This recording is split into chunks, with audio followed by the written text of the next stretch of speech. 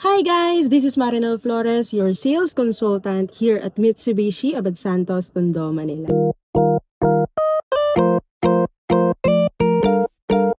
Kung naghahanap ka ng family car na swak sa budget, loaded sa features at astig na porma, bakit nga ba ang Mitsubishi Xpander GLS ang dapat mong bilhin?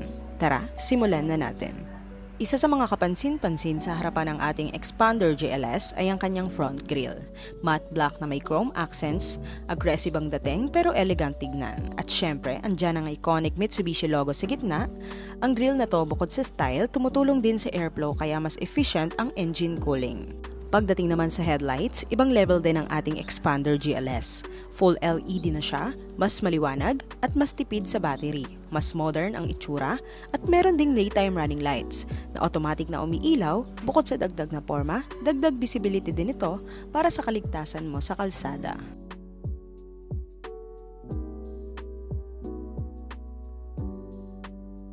At syempre, hindi rin pinalagpas ang side mirrors ng ating Xpander GLS. Meron itong power adjustable side mirrors na may integrated turn signal lights, dagdag visibility at dagdag porma. Meron na rin itong KOS o Keyless Operation System, ibig sabihin, hindi mo na kailangan ilabas ang susi para makapasok o mag-start ng kotse, hawak mo lang at ready ka nang bumiyahe. Isa pa sa mapapansin mo sa interior ng ating Xpander GLS ay ang kanyang horizontal axis dashboard layout. Simple lang pakinggan pero malaking bagay ito pagdating sa visibility at driving comfort. Ang layout ng dash ay malinis at diretso ang kanyang linya, kaya hindi nakakagulo sa paningin habang nagmamaneho. Mas madali mong makikita ang controls at komportable ang pakiramdam habang nasa harap ng ating manibela. Dito naman tayo sa ating passenger seat dito sa ating second row. Meron tayong 3 seats na may adjustable headrest at 60-40 split folding function. Maluwag ang legroom at tamang-tama ang seat height, kaya kahit adult, comfortable sa ating likuran.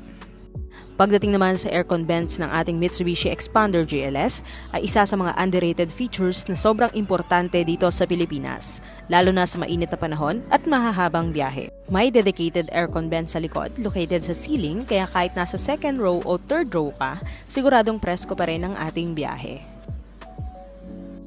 And for the wheels, meron itong sukat na 17-inch two-tone alloy wheels na hindi lang basta pamporma, may dating talaga. Yung black and finish silver na nagbibigay ng sporty at premium na look ay swak na swak sa body design ng ating Xpander. At dahil alloy, mas magaan kumpara sa steel wheels kaya may better fuel efficiency at responsive ang handling.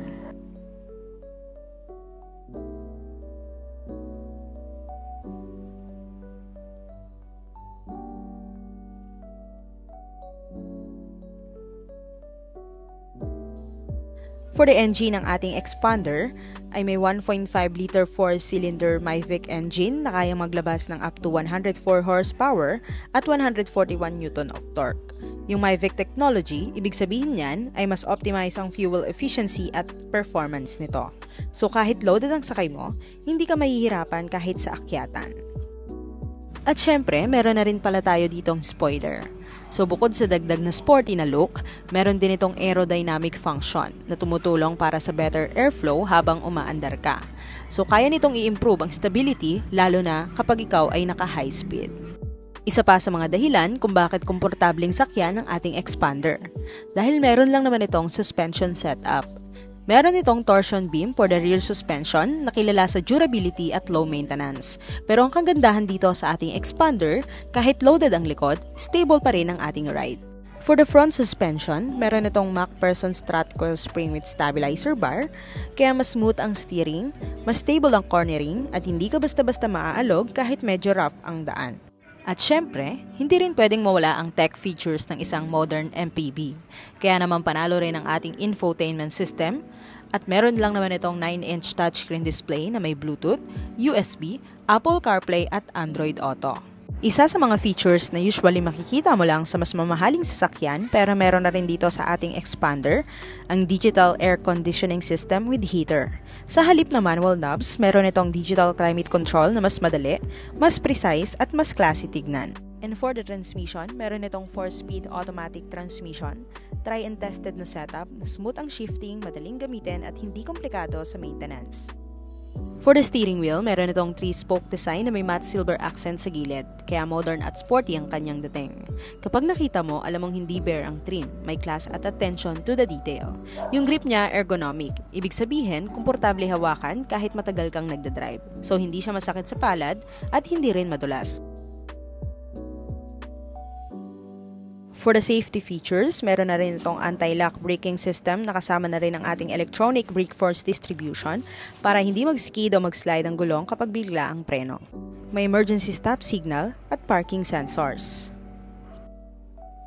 Hill start assist at active stability control. So this is the all-in-one MPV, Porma, Power at Practical. This is the Expander GLS Automatic. Salamat sa panonood!